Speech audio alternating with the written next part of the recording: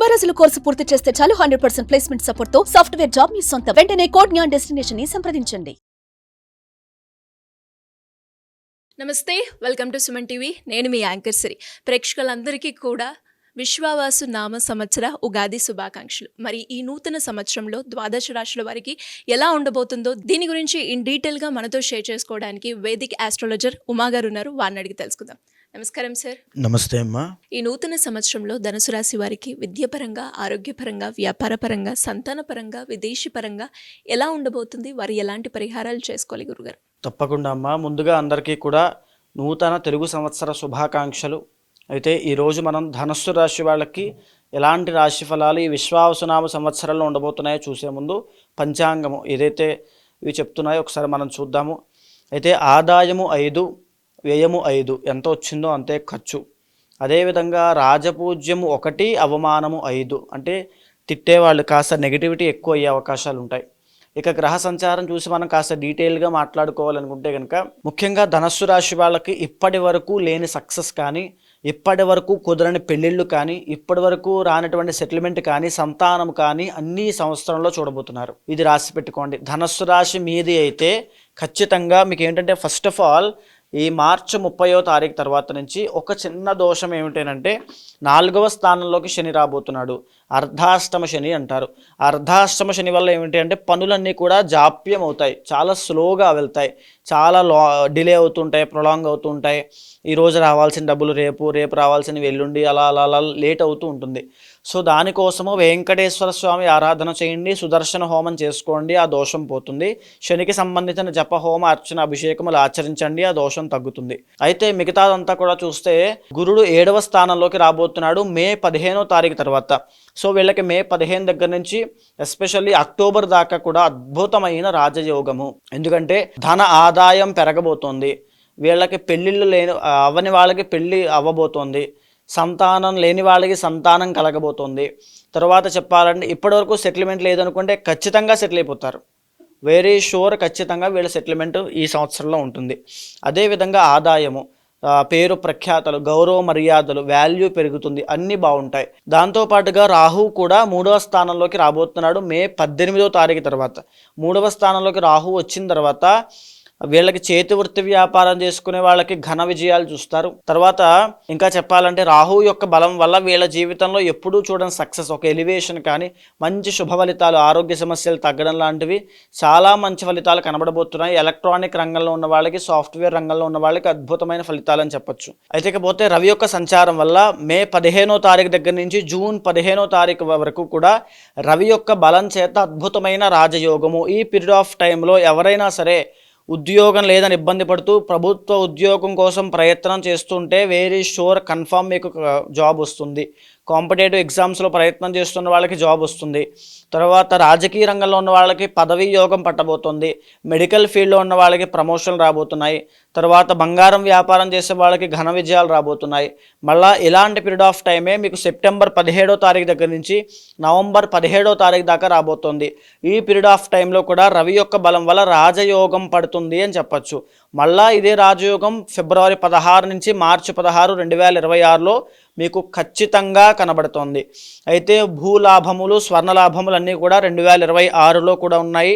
23వ తారీఖు ఫిబ్రవరి నుంచి కూడా ఒక నెల రోజుల పాటు ఆల్మోస్ట్ మార్చ్ అంతా కూడా వీళ్ళకి భూ, స్వర్ణ, వాహన సౌఖ్య లాభాలన్నీ కూడా కలగబోతున్నాయి.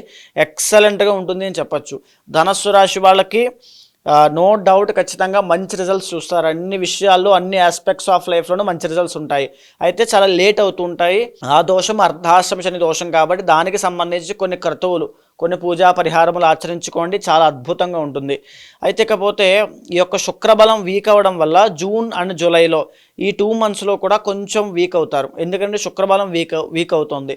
అది కూడా ఎవరికి అని అంటే సినిమా రంగంలో ఉన్న వాళ్ళకి, కళారంగంలో ఉన్న వాళ్ళకి, నాటక రంగంలో ఉన్న వాళ్ళకి, ఎవరైతే బట్టల వ్యాపారం చేస్తారో వాళ్ళకి, తర్వాత ఇంకా చెప్పాలంటే కనుక ఆర్కిటెక్ట్స్ కానీ, ఇంటీరియర్ డిజైనర్స్ కానీ, ఫర్నిచర్ షాప్స్ కానీ, బ్యూటీ ప్రొడక్ట్స్ కానీ, కాస్మెటిక్స్ కానీ, ఆడవాళ్ళకి సంబంధించినటువంటి వ్యాపారాలు చేసేవాళ్ళు, లేకపోతే మ్యారీడ్ లైఫ్లో కానీ, ప్రేమ వ్యవహారాల్లో కానీ, లవ్ ప్రాబ్లమ్స్ కానీ ఈ టైంలో ఏదైతే ఇప్పుడు మనం మాట్లాడుకున్న జూన్ జూలై నెలలో కాస్త ఇబ్బందులు వచ్చే అవకాశం ఉంటుంది. ఆ టైంలో కాస్త ఈ యొక్క లగ్జరీ కోసం డబ్బులు ఎక్కువగా ఖర్చు పెట్టద్దు, జాగ్రత్తగా ఉండండి. విహారయాత్రలకు ఆ టైంలో వెళ్ళి విపరీతమైన ఆరోగ్య సమస్యలు, ఆర్థిక నష్టం చూసే అవకాశం ఉంటుంది. అతిగా వెళ్ళొద్దు, కొంచెం జాగ్రత్త. ఓవరాల్గా ధనస్సు రాశి వాళ్ళకి అద్భుతంగా ఉంది అని చెప్పచ్చు. ఏమైనా మీ జాతకంలో కానీ మీ యొక్క జీవితంలో కానీ ఇబ్బందులు ఉన్నాయంటే పర్సనల్ చార్ట్ వల్లే వస్తుంటాయి తప్ప ధనస్సు రాశి వాళ్ళకి అద్భుతంగా జీవితం రాబోతుంది. సో ఖచ్చితంగా మనోధైర్యంతో పనిచేయండి. ఎఫర్ట్స్ అనేవి ఇంకా పెంచండి. ఆదాయం పెరగబోతోంది, డబ్బును పొదుపుగా చేసుకోండి. మళ్ళా గురుబలం తగ్గుతుంది అక్టోబర్ తర్వాత. అప్పటికి ఫైనాన్షియల్ మేనేజ్మెంట్ అనేది చాలా శ్రద్ధగా చూసుకోండి. అభినందనలు, ప్రశంసలు కూడా ఈ యొక్క మాసంలో, ఈ యొక్క నెల, ఈ యొక్క సంవత్సరంలో చూడబోయే అవకాశం కనబడుతోంది. చాలా చాలా ఎక్సలెంట్గా ఉంది కాబట్టి మంచి ఫలితాలు చూస్తారు. పర్సనల్ చార్ట్ చూసుకుని తగినటువంటి పరిహారములు ఆచరించుకోండి ఏమైనా దోషాలు ఉంటే. దీంతో పాటుగా మనం ముఖ్యమైన విషయం మాట్లాడుకోవాలనుకుంటే 4వ స్థానంలో ఈ యొక్క ధనస్సు రాశి వాళ్ళకి షష్టగ్రహ కూటమి పట్టబోతోంది. సో ఈ యొక్క ధనస్సు రాశి వాళ్ళు మేజర్గా జాగ్రత్తగా ఉండాల్సిందంటే కుటుంబపరమైన ఒత్తిళ్లు రాకుండా జాగ్రత్త చూసుకోవాలి. మ్యారీడ్ లైఫ్లో ఇబ్బందులు రాకుండా జాగ్రత్త చూసుకోవాలి. తల్లికి సంబంధించిన ఆరోగ్యాన్ని చాలా జాగ్రత్తగా కాపాడుకోవాలి, మాతృస్థానంలో పడుతుంది కాబట్టి. ఇంకా చెప్పాలి అనుకుంటే గృహ సంబంధిత విషయాల్లో కాస్త ఇబ్బందులు వచ్చే అవకాశం ఉంటుంది. భూ సంబంధిత వివాదాల్లో ఇరుక్కునే అవకాశం ఉంటుంది. షష్టగ్రహ కూటమి ఎఫెక్ట్ నుంచి బయటికి రావడం కోసం ఇష్టదేవతారాధన ఎక్కువగా చేయండి.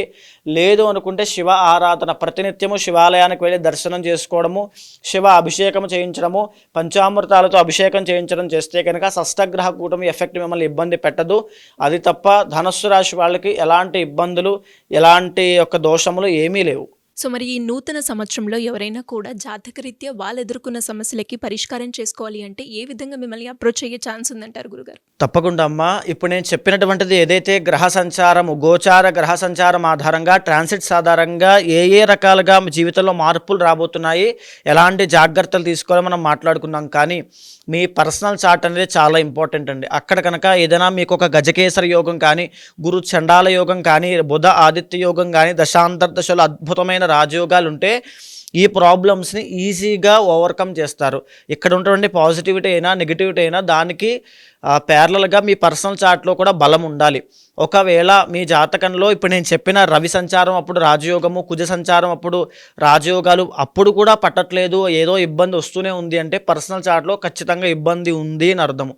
దాన్ని గుర్తించండి. ఖచ్చితంగా మీ పర్సనల్ చార్ట్ చూడండి.